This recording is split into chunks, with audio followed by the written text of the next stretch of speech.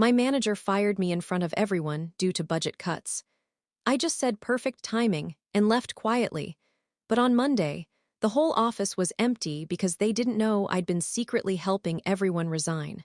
I was standing in the middle of the open-floor office in downtown Minneapolis when my director, Carter Hale, cleared his throat and said the words that detonated my entire life. "We're terminating your role effective immediately." He didn't pull me into a conference room. He didn't lower his voice. He didn't even look embarrassed. He just said it, loud enough for the entire strategy team to hear. 30 pairs of eyes shot toward me. One person gasped softly.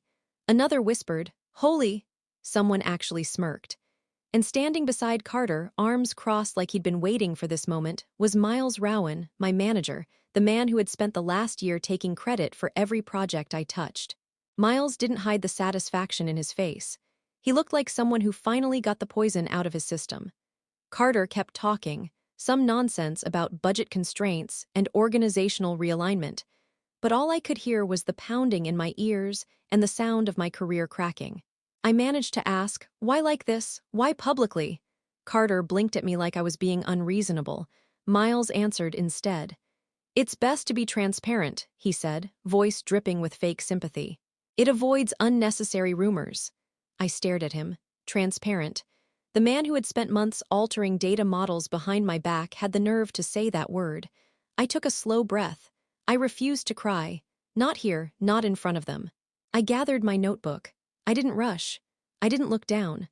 I walked out of that office with my back straight, even as humiliation wrapped itself around my throat like a fist. But the moment I closed the door to the stairwell, my legs started shaking. By the time I reached my car, I couldn't breathe. I set a timer for 3 minutes. 3 minutes to cry. 3 minutes to let the rage flood my body so intensely it felt cold instead of hot. Because deep down, beneath the humiliation, there was something else. Suspicion. A sharp, ugly, familiar suspicion. Because 6 months earlier, when I'd pointed out the impossible, perfect, quarterly numbers, it was Miles who told me to drop it. It was Miles who removed me from key meetings. It was Miles who said, "You're starting to sound paranoid, Harper." Now he stood beside the director firing me in public. Too clean, too sudden, too suspicious. And as I sat in my car with tears drying on my cheeks, my phone buzzed with an unknown number. When I answered, a woman's voice said quietly, "Harper, this is Elise Vaughn from the Internal Compliance Bureau. We need to talk immediately. Your termination wasn't just a restructuring." My breath caught. "What are you talking about?" There was a pause. Then Elise said the sentence that flipped everything upside down. "We believe someone inside Helix Analytics has been using your credentials to alter financial models. You're being set up." My stomach dropped. Set up. Framed. Destroyed before I even knew what was happening. And then Elise said something that made the hair on my arms stand up. "We also think the person who did it is very close to you." I straightened in my seat. "What do you mean close?" Another pause. Then, "Check your email. You're not going to like what you find." The call ended. My hands trembled as I unlocked my phone. One new email. No subject line. No sender listed. Just one sentence: "I warned you to stop digging." My entire body went cold. Miles. Miles, who had just stood there watching me get fired like he'd planned the whole damn thing. But the deeper question punched me in the chest. If Miles really did this, why? Because none of the answers I knew were dark enough to fit the feeling crawling up my spine. And I had no idea the truth waiting for me was worse, much worse, than anything I'd imagined. People think betrayal hits you all at once, like a car crash. But the truth is, it usually comes in pieces. Little shifts, little looks, little decisions you ignore because you don't want to believe someone you trust is sharpening a knife behind your back. I met Miles Rowan on my second week at Helix Analytics, back when I still believed the company was the kind of place that rewarded hard work and original thinking. He was the type of manager who introduced himself with a joke, made everyone feel instantly at ease, and remembered tiny things about people's lives. At first, I thought he was brilliant. He seemed collaborative, open, quick to give credit. It took me months to realize he'd been giving my credit away to himself. My role was senior data architect. I handled the models, the technical backbone of all our forecasting systems. Helix was known for accuracy that bordered on suspicious, but I didn't question it right away. I just worked. Hard. Days, nights, weekends, whatever it took. When I built a new predictability filter that increased efficiency by 22%, Miles presented the results to the executive team alone. He told me, "I didn't want to pull you in before the numbers were fully validated." I believed him. When he said a client requested he lead the next presentation without me, I believed that too. When he removed me from the restructuring review board, claiming your insights are too technical for that meeting, I swallowed that lie as well. It wasn't until a quiet Tuesday at 9:14 a.m.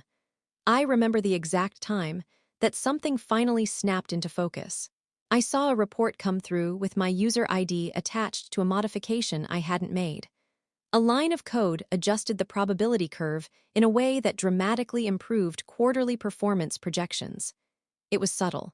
A few tiny changes, buried deep in an obscure module, but I knew the data well enough to catch the discrepancy.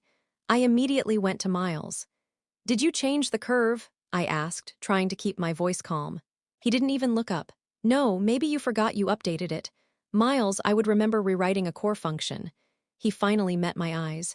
"You've been stressed, Harper. Burnout makes mistakes easy." Burnout, mistakes, stress. He used words that made me doubt myself. Words that softened my instincts. Words that made me step back instead of digging deeper.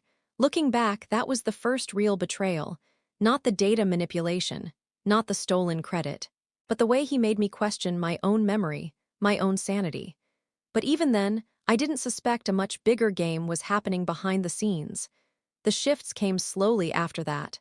My access to certain systems got accidentally revoked. He insisted on handling certain model approvals alone. He stopped looping me into cross-functional discussions. He told me more than once that I needed to be less intense, less suspicious, less rigid. Like he was trying to reshape me into someone who wouldn't notice what he was doing. But the biggest warning sign came from someone else entirely. 3 months before I was fired, a contractor named Bennett pulled me aside as we were leaving the break room.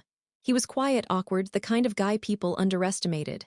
"Hey," he whispered, glancing around. "You're Harper, right?" "Yeah," I said. "You might want to check your model logs," he said, voice barely audible. "Somebody's ghostwriting under your credentials late at night." I froze. "Who?" I asked. He looked terrified. "I can't say. Just don't trust your manager." When I pressed him, he panicked and walked off, refusing to say another word. I should have listened. I should have dug deeper. But life outside of work was falling apart too. My mom's health issues, the breakup with Jonah, the pressure of deadlines. I let myself be distracted. Now everything was snapping into place. The perfect numbers, the model inconsistencies, Miles's sudden distance, Bennett's warning, Carter's public firing. Someone had been rewriting my work, using my ID and setting me up for months. And Elise, the woman from internal compliance, said the worst part out loud. "The person doing this is close to you, close, trusted, inside my orbit." It didn't have to be Miles. There were others who had access. A horrifying new possibility crept into my mind, something I hadn't considered until now. What if this betrayal wasn't just personal? What if it was coordinated? What if Miles wasn't acting alone? Because there were a few details that suddenly didn't add up, details that pointed to a bigger, darker motive. And one person in my past who had more to gain from my collapse than anyone at Helix. Someone I hadn't thought about in years. But I wasn't ready to say their name yet. Not even to myself. By the time I pulled into my apartment parking lot, the adrenaline had burned off and something colder had taken its place. Focus. The kind that comes when you know you're standing in the middle of something bigger than you understood, and the ground beneath you is shifting in ways you can't yet see. Inside, I locked the door, dropped my bag on the kitchen counter, and opened my laptop. If someone had been using my ID, there would be digital fingerprints, small things a sloppy person might miss. I wasn't sloppy, and whoever did this had gotten too comfortable. I logged into my personal mirror backups of my work files. I kept them because Helix's servers were unreliable, not because I thought I'd need them as evidence. Immediately, I saw something that made my skin crawl. 3 timestamps had edits made after midnight, on days I'd been out of the office and offline. Same credentials, same ID, but the IP addresses didn't match my device, not even close. One of the IPs was registered internally to Helix, but not my floor. It belonged to a workstation in an office I rarely had reason to visit, business development. That was Miles's department. But there was a second IP, one that didn't fit at all. A remote login routed through a residential ISP. Someone was logging in from home, not Miles. He lived in a condo downtown, different provider, different network. My mind started racing. If it wasn't just Miles, if there was someone outside the company involved, then Elise's warning made a lot more sense. We believe someone close to you is part of this. Close to me, not close to Helix. A sharp knock on my door snapped me out of the spiral. I froze. Nobody visits me without texting first. I waited. Another knock. More forceful this time. "Harper," a voice called. "It's me, Bennett." My heart almost dropped into my stomach. I opened the door a crack. He stood there wearing a hoodie, eyes darting up and down the hallway like he expected someone to be watching. "I shouldn't be here," he whispered, "but I didn't know how else to reach you." "What's going on?" I asked. He stepped inside quickly, closing the door behind him. "I heard what happened today," he said. "And I think they're going to pin everything on you." "They," I repeated. His silence told me everything. Not one person, not one department, a coordinated group. "Bennett, who is involved?" I demanded. He swallowed hard. "I can't say names. I sign things, non-disclosures, but then why come here? Because I saw something last night, something I wasn't supposed to." He opened his backpack and pulled out a flash drive, sliding it onto my counter like it was radioactive. "It's a portion of the server access logs. I copied them before they were wiped." My throat tightened. "Wiped when?" "This morning, right after your termination." My stomach twisted. Someone didn't just fire me. Someone wanted to erase the evidence of what they'd been doing in my name. I plugged the drive into my laptop. Rows of log entries filled the screen. At first glance, it all looked normal. Routine pings, scheduled updates, nightly server sweeps. But then I saw it. An admin-level override. A silent authorization that bypassed authentication. And the user attached to that override wasn't me, wasn't Miles, wasn't anyone in my department. My blood went cold. I knew that username, I knew it too well. A Vaughn exec Vaughn. The same last name as Elise, the woman who had called me. Is Elise part of this?" I whispered. Bennett blinked. "Who's Elise?" I stared at the screen. "What did they tell you today at work?" I asked, watching his expression carefully. He hesitated, then, "Just that you'd been let go. And that IT was investigating irregular activity linked to your profile." Irregular activity. My activity. Everything was falling into place too fast. I took a step back from the laptop. Because suddenly something clicked, something horrifying. Something I didn't want to admit was possible. Someone in Helix leadership had framed me, but someone outside Helix had helped them, and those two worlds were connected by the same last name. "I think Elise lied to me," I whispered. Bennett looked terrified. "Harper, you need to be careful." Before I could respond, my phone buzzed. Another anonymous email. Again, no subject. Again, no sender. One sentence. "Stop digging or the next thing we terminate won't be your job." I felt the world tilt beneath me. This wasn't office politics anymore. This was a threat, and it wasn't coming from strangers. It was coming from people who knew exactly where I lived, what I worked on, who I trusted, and who I used to trust. Something dark was spiraling toward me, and I was done waiting for it to hit. I didn't sleep that night. Not even for a minute. I sat on my living room floor with my laptop open, scrolling through the server logs Bennett had brought, my heart pounding harder each time I saw something new that didn't make sense. But one thing made less sense than anything else. Why would someone with the last name Vaughn be tied into this? My call earlier with Elise Vaughn from the Internal Compliance Bureau, it had felt real. Urgent. Terrified, even. Now I wasn't sure if she'd been warning me or luring me into the perfect trap. At 3:17 a.m., something inside me cracked. I couldn't sit still another second. I needed answers from someone who couldn't lie to me by phone or hide behind withheld caller IDs. I grabbed my keys, threw on a sweatshirt, and drove straight to Helix's downtown office.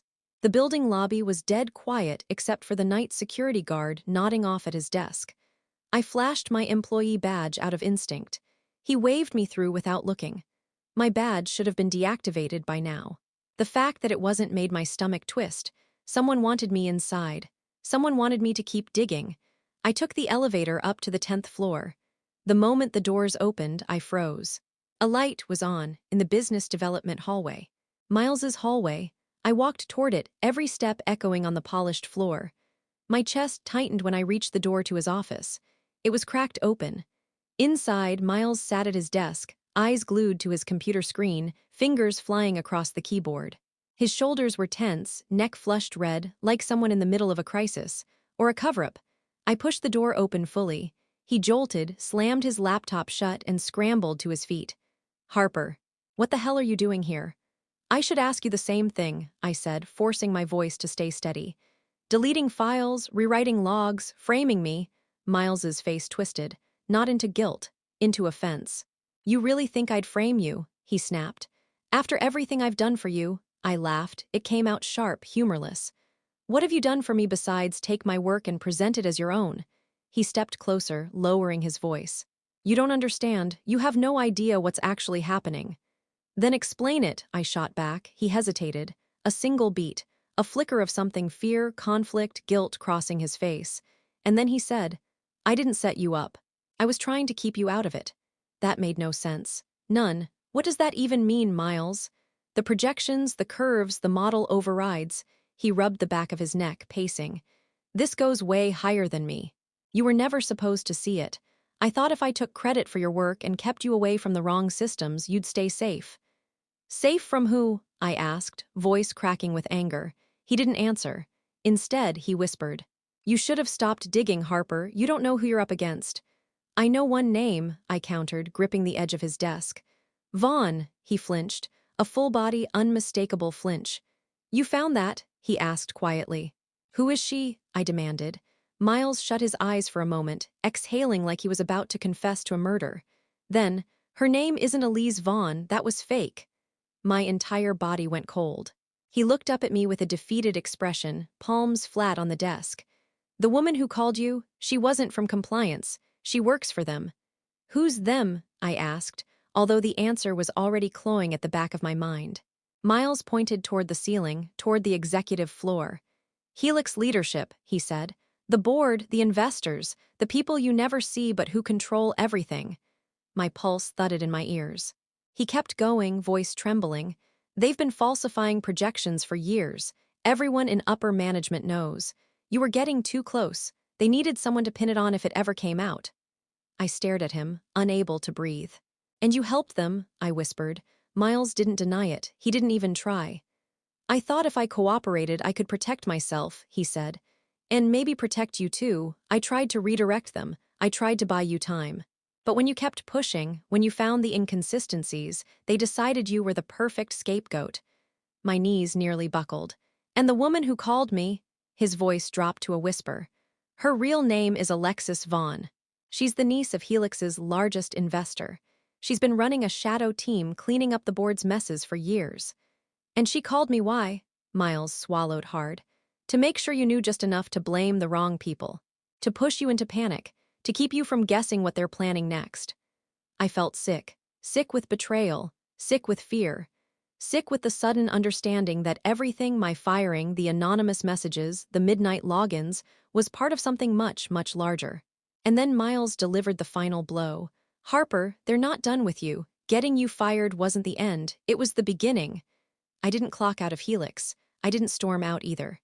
I walked out slow, cold, steady, like someone who had just watched a bomb land 2 feet from their face and somehow survived. Miles's confession kept replaying in my head as I drove home through the dead Minneapolis dawn. Getting you fired wasn't the end, it was the beginning. He hadn't said it like a warning. He'd said it like a fact, like a guarantee, like something he knew firsthand. By the time I parked outside my apartment, my hands were trembling. Not from fear, but from clarity. Because a new reality had settled into my bones. Helix hadn't targeted me randomly. They'd selected me, prepared me, used me, and now they were trying to erase me. But they'd underestimated one thing. You don't push someone like me into a corner unless you want them to fight back. I didn't want revenge. I needed it. I threw myself into planning mode before sunrise. Step 1. Secure the evidence. First thing I did was lock down the logs Bennett had given me.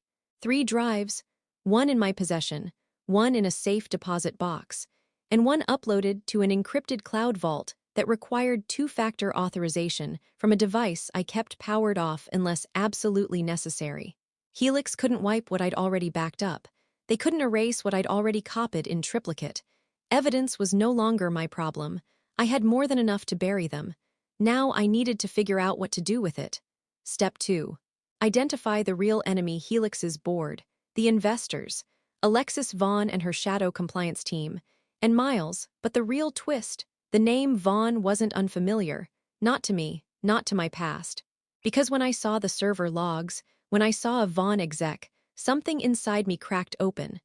That name belonged to someone else too, someone I hadn't spoken to in 4 years, someone who had once been closer to me than anyone, someone who had sworn to me, sworn that they wanted nothing more to do with corporate corruption after what happened at their previous job, someone who had lied, who had disappeared without explanation, who had left a crater in my life. My older sister, Alana Vaughn. She had changed her last name after law school. She had married into money, married into old Minnesota wealth, married into a family that sat on boards and quietly reshaped entire industries from behind conference room glass. My sister hadn't faded into obscurity. She had climbed into the shadows. I hadn't wanted to believe it. I still didn't want to. But suddenly everything made sense. The anonymous messages, the perfectly timed firing, the strategic setup, the pressure, the manipulation, the way Elise/Alexis had used the Vaughn name so casually, as if she assumed I wouldn't put it together until it was too late. Alana had always been brilliant, sharp, calculating, ruthless when she felt cornered.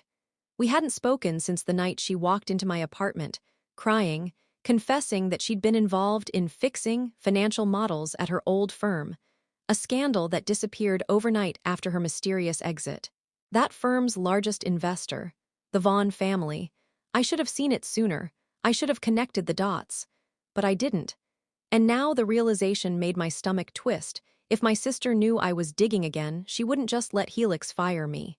She'd help destroy me. She'd already done it once. Step 3. Build my own team. I wasn't dumb enough to do this alone. Not against a family with money, reach, and connections in every level of corporate governance. I made 3 calls. To Bennett, he picked up on the first ring. "I'm in," he said before I even asked. "Whatever you're doing, I'm not letting them bury you." To my old mentor, Professor Lane, who knew the forensic side of data better than anyone. When he heard the situation, he said, "This is bigger than fraud, Harper. This is a system. And systems fall hard when someone kicks out the foundation." To the only journalist I trusted, a woman who owed me a favor from years ago. "You give me proof," she said, "and I'll give you an earthquake." But the 4th call took me an hour to make. Because I dialed with shaking hands, because I wasn't sure she'd answer. Because if she did, everything would change. The phone rang once, twice, 3 times, then a smooth, familiar voice answered. "Harper, I've been expecting your call." My entire body went cold. It was my sister, Alana. "Stop," she said softly, almost amused. "Whatever you think you're doing, little sister, don't. You're in far deeper than you understand." My throat tightened. "And you're helping them," I whispered. A pause, then, "I'm not helping them, I am them." Her words landed like a blade sliding between my ribs, and that was the moment I knew I wasn't planning a simple retaliation. I was preparing for war. I didn't remember ending the call. I didn't remember lowering the phone. All I remember is standing in the middle of my apartment, staring at nothing, while my sister's voice echoed in my head like a siren I couldn't shut off. "I'm not helping them, I am them." The truth landed slow and heavy, like a bruise spreading under my skin. My sister, my blood, wasn't just connected to Helix's corruption. She was at the center of it. She'd become the thing she once swore she was running from. And worse, she'd sacrificed me to protect it. I paced the living room, trying to make sense of it, but the more I replayed our brief conversation, the more something felt off. Alana had sounded too calm, too prepared, too unsurprised. "I've been expecting your call." That line burned itself into my skull. How could she have known? I hadn't told anyone except Bennett and Professor Lane. Neither of them had reason or time to alert her. The only people aware of my next moves were in my small inner circle. Unless someone inside that circle wasn't part of it at all. The thought made my chest tighten. I didn't want to believe it. I didn't want to even consider it. but I couldn't shake the feeling that someone was working both sides. Someone close. Too close. At 11:42 am, someone knocked on my door again, sharp, impatient. I froze, not Bennett, not Lane, not the journalist. They'd all text first. I checked the peephole. My stomach dropped, Miles. He looked frantic, glancing over his shoulder like he was being followed. "Harper," he whispered through the door. "Let me in, please, something's happened." I hesitated, then cracked the door. He pushed his way inside, shutting it behind him. His hair was a mess, his breathing shallow. He looked like someone who'd sprinted 10 blocks. "They know," he said immediately. "The board, Alexis, your sister, they know you were at Helix last night." My blood iced. "How?" I demanded. He dragged a hand down his face. "Because someone told them." "Who?" I snapped. He looked at me hesitant, guilty. "Miles," I said, voice low, "if you know something, it was Bennett." The room seemed to tilt. "No," I said automatically. "No, he risked everything giving me the logs." "He gave you partial logs," Miles said quietly. "Not the full set. The ones he handed over were staged, meant to point you in a certain direction." I stumbled back. "That doesn't make sense. He warned me. He came to my apartment." "I know," Miles said. "He was told to. Think, Harper, every step you've taken, someone has been steering you." My mind raced. The midnight logs, the anonymous threats. The random warning, the conveniently timed flash drive. "Bennett was pressured into feeding you information," Miles continued. "He didn't want to, but he had no choice. He's on a work visa. Helix controls his sponsorship. They threatened him," my stomach churned. "So he's not working with them," I said slowly. "He's working under them." Miles shook his head. "Not under them," he said. "Under her." I felt my pulse spike. "Who?" Miles swallowed hard. "Your sister, Alana. She recruited him months ago." I stared at him, unable to speak. The floor felt unsteady beneath my feet. "No," I whispered. He couldn't." "Harper," Miles interrupted, voice shaking, "your sister built an entire surveillance network through Helix's analytics team. Bennett wasn't the only one she recruited. He was just the one they assigned to you." I felt sick. All this time, every breadcrumb, every piece of evidence, every perfectly timed warning, none of it had been to help me. It had been to guide me, to push me, to herd me, like I was being walked straight into a trap. I grabbed the counter to steady myself. "She doesn't just want you silenced," Miles said quietly. "She wants you controlled, cornered. Predictable." "Why?" I managed to choke out. "Why me?" Miles hesitated. And then he told me the part that shattered everything. "Because you're not the scapegoat, Harper. You're the loose end in her own cover-up. And your sister will burn down half the city before she lets you expose what she did." The air left my lungs. I wasn't fighting Helix. I wasn't fighting Alexis Vaughn. I wasn't even fighting the board. I was fighting my own family, my own sister. And she had been planning this longer than I had even known there was a war. And the worst part? Miles wasn't finished. He took a shaky breath. "There's one more thing," he said. "The part I didn't tell you last night." I braced myself. "Your sister didn't just frame you," he whispered. "She framed you to hide something even worse, something she did years ago, something she knows you're the only person alive who can uncover." For a long moment, neither of us spoke. I could hear my own heartbeat in the silence, loud and uneven, like my body already knew what my mind wasn't ready to accept. "Tell me," I finally said. Miles didn't move at first. Then he walked to the window, staring out at the empty street below like he was trying to gather the courage to say something that could never be unsaid. "Your sister didn't join Helix," he said quietly. "She built the board's off-books division." My mouth went dry. That shadow team, compliance, cleanup, fabrication, all of it. It was her idea, her architecture, her rules. The room seemed to shrink around me. "No," I whispered. "She hated corruption. She left her last firm because she got caught," Miles cut in sharply. "She didn't leave out of principle, Harper. She left because she needed a clean slate big enough to cover what she did." I felt something deep inside me tear. "What did she do?" Miles didn't turn around. He didn't have to. "She engineered the collapse of Harkwell Financial." I froze. Harkwell, a massive scandal years ago, billions lost.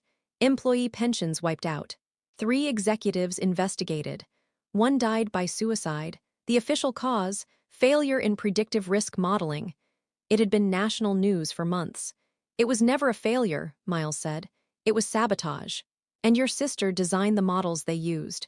She manipulated the predictive curves to tank the company on purpose." It was like the air vanished from the room. "You're lying," I said, but it came out weak. "I wish I was," he said. "But Alana didn't do it for money. That's the part nobody knows." He finally turned to face me. His eyes were haunted. "She did it because she wanted to prove she could, because she wanted to show investors she could collapse a company without leaving a footprint. It was a resume builder." My stomach churned violently. "That's impossible. No one destroys an entire firm for power," Miles finished. "Your sister wasn't corrupted by the system. She reinvented it. People like her, people with that kind of ego, they don't want influence. They want control." He took a step toward me. "And that's why you're in danger." I shook my head instinctively, trying to reject the thought, trying to shove the pieces apart before they formed a picture I'd never be able to unsee. "She wouldn't hurt me," I said, hearing the desperation in my own voice. Miles stared at me with a kind of pity I'd never seen from him. "She already has," he said softly. "Your name is in the contingency files, Harper. You're listed as an acceptable loss. You're a liability, a loose end, and the one person on Earth who can trace her fingerprints back to what she did at Harkwell." My hands started shaking. "All those years," he continued, "she kept tabs on you, quietly, through proxies, through Helix, making sure you never dug too deep. But when you started asking the right questions here, when you noticed the same patterns she used at Harkwell, that scared her." I felt the words like knives. "She doesn't fear the board. She doesn't fear the SEC. She fears you." I grabbed the edge of the counter to stay standing. "And this, everything happening now, it isn't just erasing you to protect Helix's secret. It's covering her tracks from something much bigger," Miles nodded. "Harkwell wasn't the only collapse she engineered. There were two others, smaller, hidden but connected." I stared at him, horrified. "Why?" Miles exhaled. "Because she believes certain industries need to be reset. She thinks she's some kind of visionary. She thinks she's cleaning up corruption with more corruption." Then he said the part that chilled me deeper than anything. "Your sister doesn't see herself as the villain. She sees herself as the architect of a better world. And she sees you, your ethics, your talent, your instincts, as the only thing standing in her way." I couldn't breathe. "She didn't frame you to punish you," Miles finished. "She framed you because she knows you'd never join her, and she'd rather destroy you than allow you to expose her." The truth settled over me like a shroud, cold, heavy, irreversible. My sister hadn't just set me up. She had been preparing for this moment for years. I cried once. Not loud, not messy, just one long, shaking exhale as the truth settled into a place inside me I didn't know existed, a place reserved for betrayals so deep they don't even bleed. My sister had built a machine out of corporations and human fear. She had shaped a system that collapsed companies like matchstick towers. And she had prepared for years to make me disappear the moment I became an inconvenience. Grief was useless now, fear was useless. What I needed was strategy and revenge, but not the chaotic kind. I wanted the kind that was clean, the kind that was surgical, the kind that left the villain exposed in daylight with nowhere to hide. So I spent the next 48 hours doing the opposite of hiding. I worked. Step 1, using her own playbook against her Alana-built collapses out of patterns. She manipulated numbers so quietly the truth suffocated behind them. But she'd forgotten who taught me to read those patterns. She did, and that was her fatal mistake. Using Bennett's logs, Lane's verification, and my own archived files, I reconstructed the digital fingerprints of the schemes Alana orchestrated at Helix, Harkwell, and the two smaller firms she'd buried. The real evidence wasn't in the files themselves, it was in what she tried hardest to delete. Every ghost edit, every backdated override, every anonymous executive access, every model she quietly nudged into failure. Her brilliance had become her signature, and her signature was everywhere. By dawn, I had a documented, time-stamped, mathematically verified trail that tied 3 collapses and 1 major fraud loop not just to Helix, but directly to Alana. Step 2, turning her soldiers against her. Bennett cracked first. When he showed up at my door, trembling, begging me not to tell Alana he had helped me, I didn't yell. I didn't threaten him. I showed him the contingency file where she had listed him as expendable. He read his name slowly. Then he whispered, "She said if I kept quiet, she'd protect me." "She lied," I said. "Just like she lied to me." He nodded, tears streaking down his face.